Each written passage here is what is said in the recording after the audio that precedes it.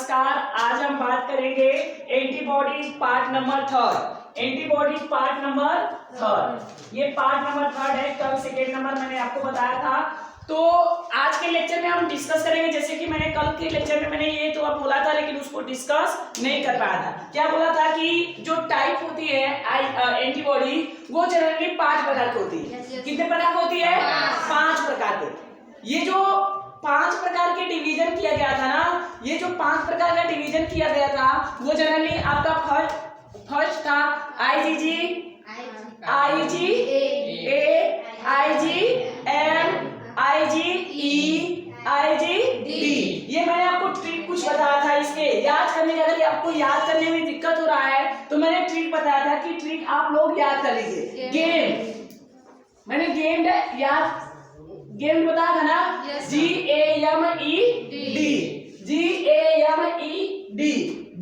जी का मतलब हुआ आप इम्यूनोग्लोबुलिन को जोड़ लीजिए, आईजी इम्यूनोग्लोबुलिन। ये जी आप जोड़ लीजिए, IgG, IgA, IgM, IgE, IgD. ये एंटीबॉडीज है जो आपके इम्यूनोग्लोबुलिन या ग्लोबुलिन के गामा ग्लोबुलिन पार्ट से मिलकर बना होता है। मैंने बताया था मैंने बताया था कि सभी इम्यूनोग्लोबुलिन आर नॉट एंटीबॉडी। मैंने बोला था ना, सभी इम्यूनोग्लोबुलिन एंटीबॉडी नहीं बनाती हैं, क्योंकि मैंने बोला था कि जो ग्लोबुलिन होते हैं वो जनरली 3 प्रकार के होते हैं, alpha globulin, beta globulin, gamma globulin. ये 3 मैंने बोला था ना। जो अल्फा और बीटा था वो आपके लीवर में बनता था, और जो गामा ग्लोबुलिन था वो आपके लिम्फोइड्स आर्गन में बनता था। तो लिम्फोइड्स आर्गन में बनता था और वो आपके एंटीबॉडी बनाने में क्या करता था? सहायक करता था। ये चीज मैंने बताया था ना।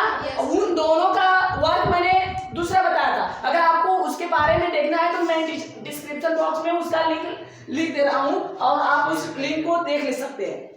तो चलिए हम स्टार्ट करते हैं कि ये जो एंटीबॉडीज है IgG, IgA, IgM, IgE, IgD. तो आज के लेक्चर में केवल हम आईजीजी की बात करेंगे, आईजीजी के बारे में बात करेंगे, और ये हम आपको लेक्चर नंबर 5 तक ऐसे बना के हम आपको अपलोड करेंगे ना। Lecture number 1, lecture number 2, lecture number 3, lecture number 4, lecture number 5। ये काफी इंपॉर्टेंट है, इसीलिए मैंने ये पॉइंट स्टार्ट किया है। तो चलिए हम स्टार्ट करते हैं। आईजीजी, आईजीजी देखिए पार्ट नंबर आपका 3 है ना जी। बोल भी नहीं रही है, सब बोलना चाहिए ना सर। पार्ट नंबर 3 है, तो ये पार्ट नंबर 3 है, लेक्चर नंबर 3 है। अगर आपको सेकेंड आप मेरे चैनल पे पहली बार है तो ये आप कृपया करके जो पार्ट नंबर 1 और पार्ट नंबर 2 है वो डिस्क्रिप्शन बॉक्स से लिंक से आप देख सकते हैं। तो चलिए हम स्टार्ट करते हैं। देखिए कह रहा है कि अगर हम इसकी हैबिटेट की बात करें, हैबिटेट का मतलब ये कहाँ पाया जाता, ये कहाँ पाया जाता। हैबिटेट का मतलब समझ रहे हैं? हैबिटेट का मतलब होता है ये जनरली कहाँ पाया जाता। तो ये जो एंटीबॉडीज है ये जनरली जो आईजीजी है वो स्पेशली ज्यादा से ज्यादा आपके सीरम में पाया जाता है ना। सीरम में सबसे ज्यादा पाया जाता है।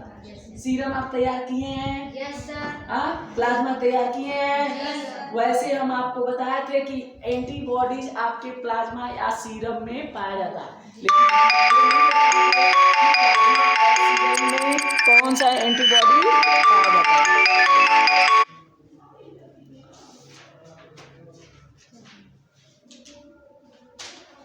तो एक्चुअली में ये आपका सीरम और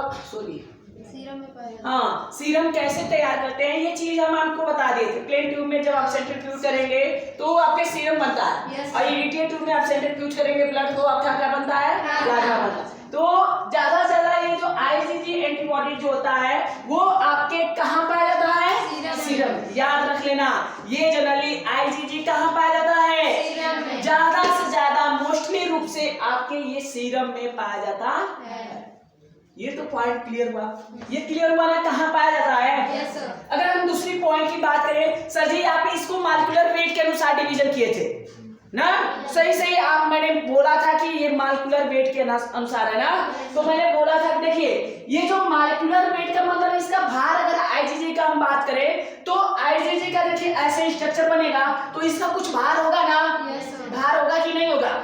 तो इसका अगर भार की बात करें तो ये 1.5 लाख होता है। 1.5 लाख है ना जी? ये 1,50,000 सही है ना? इकाई, दहाई, सैकड़ा, हजार, 10,000, लाख, 10 कितना बड़ा? 1,50,000 इतनी बड़ा। तो इसका मॉलिक्यूलर वेट कितना होता है? 1.5 लाख। ये पॉइंट समझ आया? अगर हम तीसरी पॉइंट बात करें तो सेडिमेंटेशन कांस्टेंट होता है, ये यूनिट है ना, तो इस पे हम ज्यादा ध्यान नहीं देना है। ये 7 ईयर्स होता है, इसका सेडिमेंटेशन कांस्टेंट यूनिट होती है, इसकी कोई इकाई नहीं होती, ये कांस्टेंट आता है। तो ये 7 ईयर्स होता है। अगर हम इसकी डिस्ट्रीब्यूटेड की बात करें कि सर जी डिस्ट्रीब्यूटेड में कहाँ तक ले फैल सकता है, कहाँ मिल खोजने पर मिलेगा हमको, तो जनरली तो सीरम में मिलेगा ही। और कह रहा है कि डिस्ट्रीब्यूटेड बोथ इंट्रावास्कुलर और एक्स्ट्रावास्कुलर।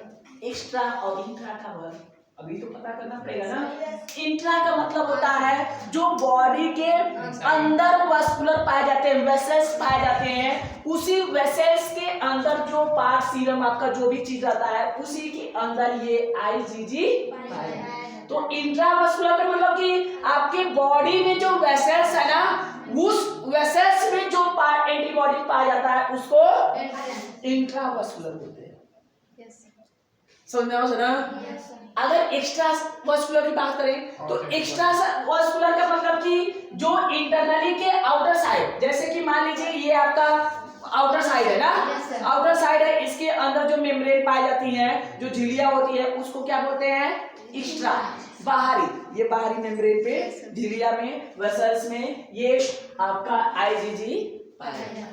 तो एक मतलब ये हुआ कि सर जी ये जो आईजीजी एंटीबॉडीज जो है, जो हमें बता रहे हैं कि मॉलिक्यूलर वेट 1.5 लाख है, ये सीरम में पाया जाता है, इसका सेगमेंटेशन कांस्टेंट 7 है,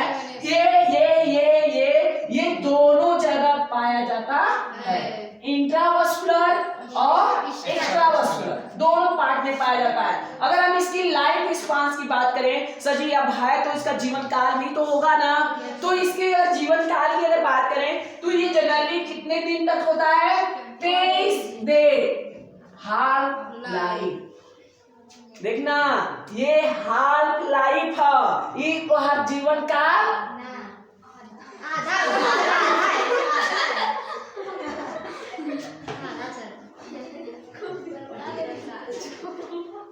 देखिए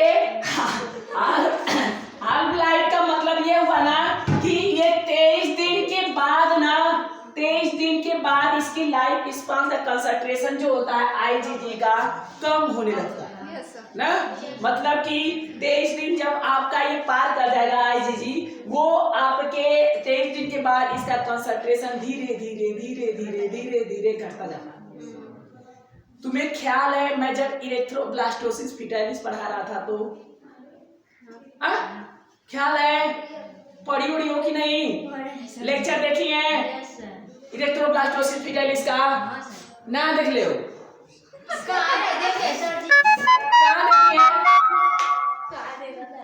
तो एक्चुअली में अगर नहीं देखी है देख लेना।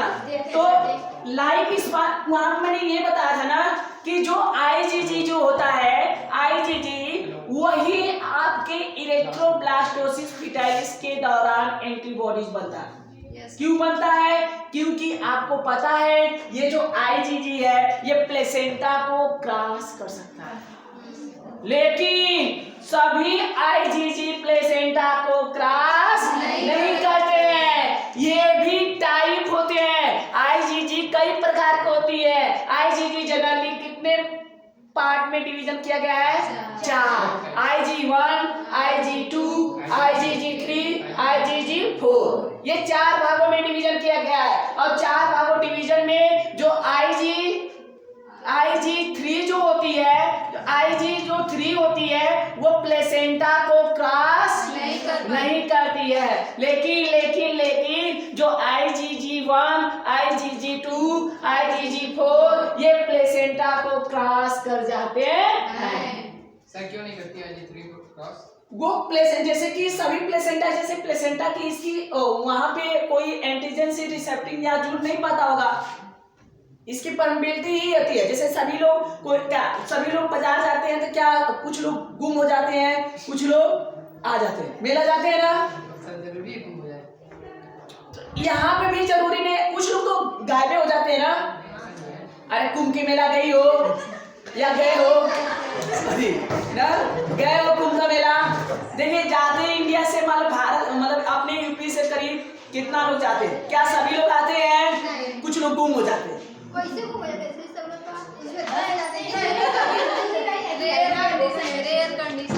रेयर कंडीशन की बात करती ना।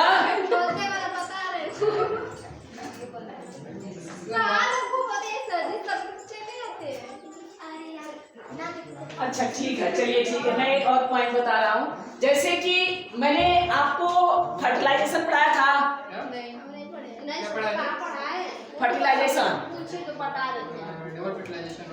हाँ, तो वहां पे भी मैंने आपको बताया था कि सभी स्पर्म तो जाते हैं, लेकिन एक ही स्पर्म के लिए मेम्ब्रेन परमिबिलिटी ही होती है।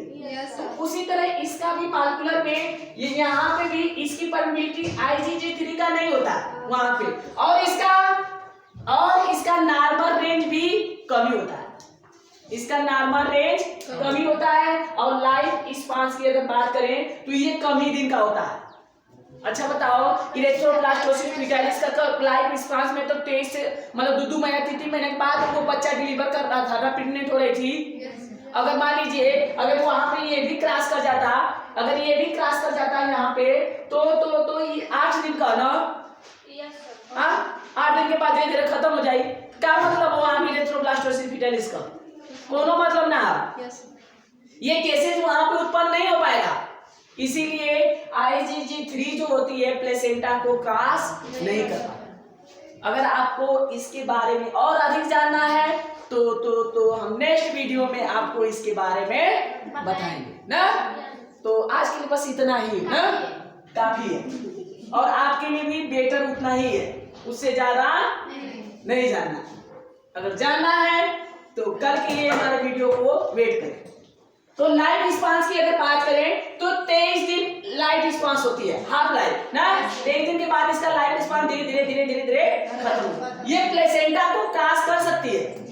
प्लेसेंटा को IgG में जो IgG1, IgG2, IgG4 ये प्लेसेंटा को क्रॉस करते हैं, लेकिन IgG3 नहीं करता। अगर इसके हम ये को यहाँ तो क्लियर हो गया। अगर हम सेपेट की बात करें, सेप साइज कुछ बोला ना। अरे जैसे कि आप मान लीजिए आप ही है, तो आपको कोनो सेप साइज आकार स्थिति हो ना, कि वो लंबी है, बौनी है, बड़ा है, ये लंबा है, छोटा है, ऐसे होगा ना, मोटा है, ये सब होगा ना। तो वैसे भी इसका भी सेपेट होता है, इसका भी लाइफ स्पान होता है। तो एक्चुअली में इसका जो सेप की अगर बात करें, अगर इसकी हम सेप की बात करें तो ये स्पिंडल सेपेट होता है। तो देखिए अगर हम सेपेट की बात करें तो ये स्पिंडल सेपेट होता है। कैसा होता है? स्पिंडल सेपेट। जैसे कि मान लीजिए मैं ये बोल रहा हूँ ना, सबका एक शेप साइज आकार स्थिति होता है, कोई छोटा होता है, कोई बड़ा होता है, कोई लंबा होता है, कोई मोटा होता है, ये सब होता है ना। तो ये स्पिंडल सेपेट होता है। अगर इसकी हम लंबाई की बात करें तो 250 से लेकर 300 एंगस्ट्रॉन का होता है। ये एंगस्ट्रॉन यूनिट है। ये क्या है? एंगस्ट्रॉन यूनिट है। मतलब 250 से लेकर 300 एंगस्ट्रॉन लंबाई इसकी होती है। अगर हम इसकी चौड़ाई की बात करें तो 40 एंगस्ट्रॉन इसकी क्या होती है? चौड़ाई होती है। देखिए 250 से लेकर 300 एंगस्ट्रॉन लंबाई होती है और 40 एंगस्ट्रॉन इसकी क्या होती है? चौड़ाई होती है। अगर हम इसकी स्ट्रक्चर की बात करें तो आपका ये स्ट्रक्चर देखिए, आपके स्ट्रक्चर आपको जनरली ये शो किया है, ऐसा ही एंटीबॉडी आईजीजी का स्ट्रक्चर होता है। ये आपको हम बताए थे, ये जो ऊपर का आपको चेन दिखाई दे रहा है, ये से हम कल के लेक्चर में आपको डिस्कस किए थे। ये आपका कौन सा चेन है? Light chain. और ये भी आपका लाइट चेन है, जिससे जुड़ा है वो क्या है? Heavy chain. लाइट चेन का मॉलिक्यूलर वेट मैंने बताया था 25,000 होता है, और हैवी चेन का मॉलिक्यूलर वेट 50,000। ये जो लाइट चेन आपस में डाइसल्फाइड बॉन्ड से क्या थे?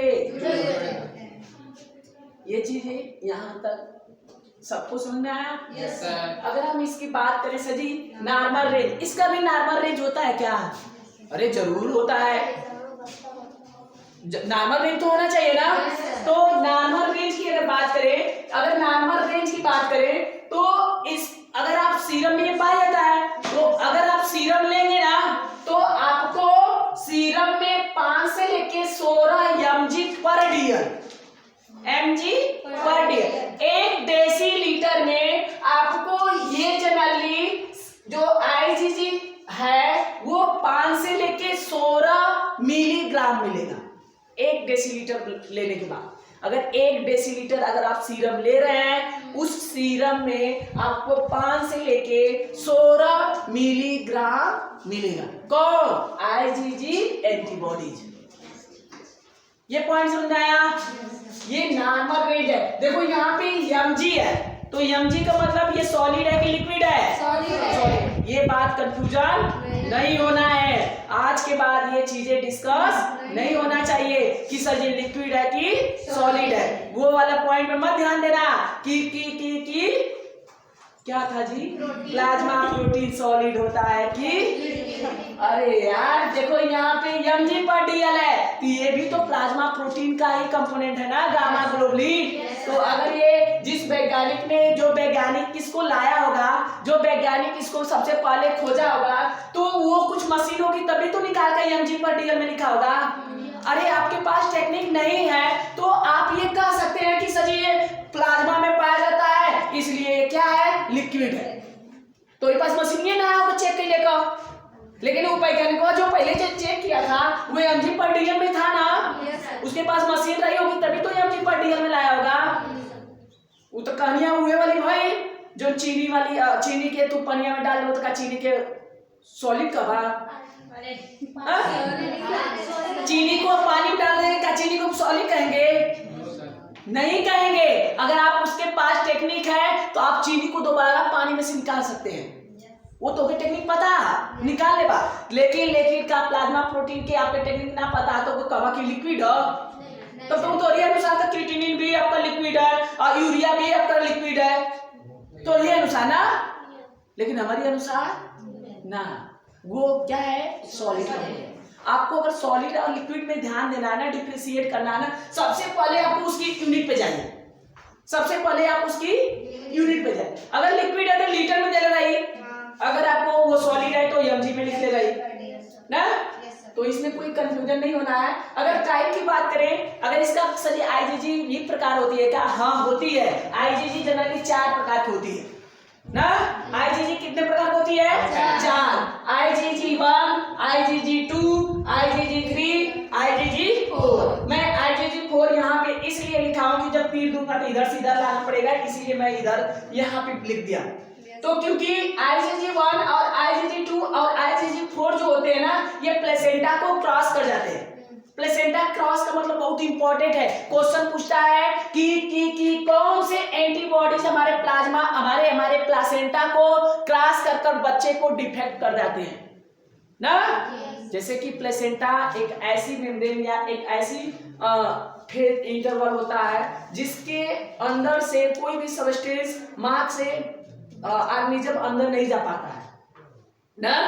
केवल ओनली कुछ ही सबस्टेंस के लिए वो परमेबिलिटी रहता है ना, जो लाभदायक चीजें उसी के लिए वो खाली गैसेस मॉलिक्यूल और कुछ मिनरल न्यूट्रिएंट्स के लिए ही परमेबिलिटी रहता है ना। लेकिन आईजीजी एक ऐसा एंटीबॉडीज है जो उस प्लेसेंटा को भी क्रॉस कर सकता है ना। जैसे कि मान लीजिए HIV हुआ, सिफिलिस हुआ, तो ये कुछ बीमारी है ना। अगर माँ के हुई तो बच्चा के भी हुई, तो क्या कारण जानते हैं? उन केसेस में आईजीजी ही बनता है। और आईजीजी में कौन कौन सा बनता है? IG1, IG2, IG4 यही प्लेसेंटा क्लास करते हैं। IgG3 क्लास नहीं करता, ये नहीं काज कराता है। ये आपके डिजीज जो प्लेसेंटा क्लास ही ना करी तो वो डिजीज कहाँ काज कराई? अन्य केसेज होगा, लेकिन वो वाला केसेज आपका यहाँ उत्पन्न नहीं होता। जो इरेथ्रोब्लास्टोसिस फीटलिस वाली बात कर रहे थे ना, यही एंटीबॉडी है। दिखाइए चिन्ह ना, IG1, IG2, IgG4 ये प्लेसेंटा क्लास कर सकते हैं। इसकी अगर नॉर्मल रेंज की बात करें तो इसका भी नॉर्मल रेंज होता है। जैसे कि आपका IgG3 का नॉर्मल रेंज था, वैसे ही IG1 का 65 मिलीग्राम पर DL, IG2 का 23 मिलीग्राम पर DL, IgG4 का 4 mg पर DL, IgG3 का 8 mg पर DL। ये इसका क्या है? नॉर्मल रेंज है। ये पॉइंट समझ में आ रहा है ना? अगर हम इसकी हाफ लाइफ की बात करें तो इसका भी जीवन काल होता है। हाँ होता है। अब एक प्रकार तो होबे न करी, तो इसका जो IG1 का 23 दिन होता है, IgG2 का 23 दिन होता है, IgG4 का 23 दिन होता है, IG3 का कितना दिन हो जा रहा है? 8 दिन ना, ऐसे उनका 23 दिन हाफ लाइफ है। इतने के बाद क्या होने लगे? कम होने लगे। अगर हम देखिए, अगर हम इसकी बात करें सर ये किस तरह से रिस्पांस देता है, तो ये हमारे बॉडी को पैसिव इम्यूनिटी की तरह काम करता है। कौन? IgG जो होता है, क्वेश्चन पूछता है कि IgG किस तरह से इम्यूनिटी प्रदान करता है, तो क्या बताएंगे? Passive immunity. अब पैसिव इम्यूनिटी क्या होगा? इम्यूनिटी दो प्रकार कैसे होती है, एक एक्टिव इम्यूनिटी होती है, एक पैसिव इम्यूनिटी होती है ना। ऐसे देखा जाए तो एक्टिव और पैसिव का मतलब होता क्या? जो देखिए, एक्टिव का मतलब होता है किसी वर्क को कराने के लिए आप ऊर्जा उसमें लगा कर करवा रहे हैं, तो वो एक्टिव हुआ। जैसे कि खूब तेल पानी डाल के कथवा जा रहा है, 2 लीटर तेल बना रहा, दुल्लापुर जाके चलिए ना, तो ये आप उसको क्या दिए? ऊर्जा दिए। या कहें कि आइला 10 रुपया 5 रुपये खा लिया, 5 रुपये का मसाला ले लेंगे, ऐसे दे ना आप। वो क्यों गया? वो 5 रुपये खाती गया, उसको आप ऊर्जा दिए 5 रुपया ना। तो ऐसे इम्यूनिटी को, ऐसे प्रकार को एक्टिव बोलते हैं ना। और दौड़ के जीवो करी, अब पैसा ना दे तो ऐसे मुरझा चले ना, ऐसे मुरझा चले, 1 रुपया देना ना, तो उस प्रकार की इम्यूनिटी क्या होगी? Passive immunity. तो यहाँ पे देखिए कह रहा है इट प्रोड्यूस पैसिव इम्यूनिटी। ये क्या प्रोड्यूस करती है? Passive immunity. एक मतलब क्या होता है? ये टाइप ऑफ इम्यूनिटी दैट आकर when the person is given antibodies rather than the making them through his own या हर ओन इम्यून सिस्टम। इसका मतलब यह होता है कि अगर बनाया किसी एंटीबॉडीज, मान लीजिए हम बना लिए, हम एंटीबॉडीज बना लिए और हमारे से वो एंटीबॉडी निकाल कर तोरी में डाल दिया, तो तू बोलू बिना काम को धरा कर बनौनी, तो हम आना पैसा देके एनर्जी देके हम जो भी वर्क करके हम बनाए, लेकिन बिना काम को धरा कर तोके मिल गया। तो इस प्रकार की इम्यूनिटी को क्या बोलेंगे? तोके तो कोई पैसा ना लगाओ पड़ा ना, पैसा तो हमके लगाओ पड़ा ना। तो जैसे कि एग्जाम्पल में वो माँ से जो बच्चा डिलीवर करता है, तो उसको इम्यूनिटी कहाँ से मिलती है? माँ के कोलेस्ट्रम से। तो माँ से कोलेस्ट्रम से का मतलब ये है कि बच्चा तो बनाया नहीं इम्यूनिटी, वो तो माँ बनाई ना, और माँ से वो इम्यूनिटी मिल गई। तो इस प्रकार की इम्यूनिटी को क्या बोलते हैं? Passive immunity. ये पॉइंट समझ में आया? तो आज के लेक्चर में बस इतना ही, और कल के लेक्चर में हम इसी के आगे नेक्स्ट वीडियो अपलोड करेंगे। आज के बस इतना ही, तो चलते हैं। नमस्कार। अगर हमारे चैनल पे पहली बार हैं तो सब्सक्राइब करना ना भूलें, ताकि नेक्स्ट वीडियो आपको अपलोड करूं तो वो सूचना के नोटिफिकेशन के रूप में प्राप्त हो सके। तो चलते हैं, इसी के लिए बाय।